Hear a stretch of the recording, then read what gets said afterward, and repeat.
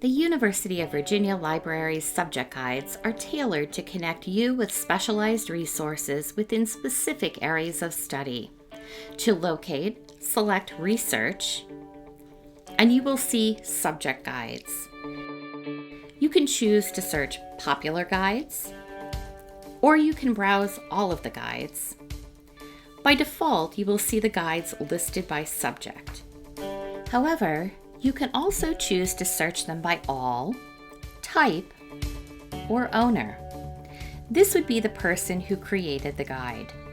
Let's say that I'm seeking specific information related to African American Studies. I can click on the subject, African American Studies, to be taken to those guides. I'm going to click on the guide titled African American Studies. Once here, I'm provided with an image and contact information for the guide's creator, Katrina Spencer, librarian for African American Studies.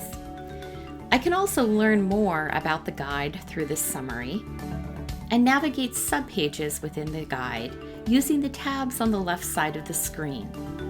Perhaps I want to find information about desegregation in Virginia.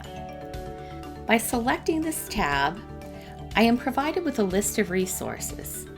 An important note about subject guides: each creator stylizes their guides slightly differently, so be sure to look around. If you're looking for information on a particular format type, you can locate it under Format Guides. Let's say that I'm interested in maps. This page provides a wealth of information about the university's collection of map resources. At times, our subject librarians create course guides for specific classes. You can locate these by selecting Find Support for your class under Course Guides. Scroll down to locate the prefix and course number HIEU 4502, Europe in the Cold War. I'm able to view the information that librarian Keith Weimer has created. You could also easily link to other UVA libraries, including Morris Law, Moore Health and Sciences, and Darden.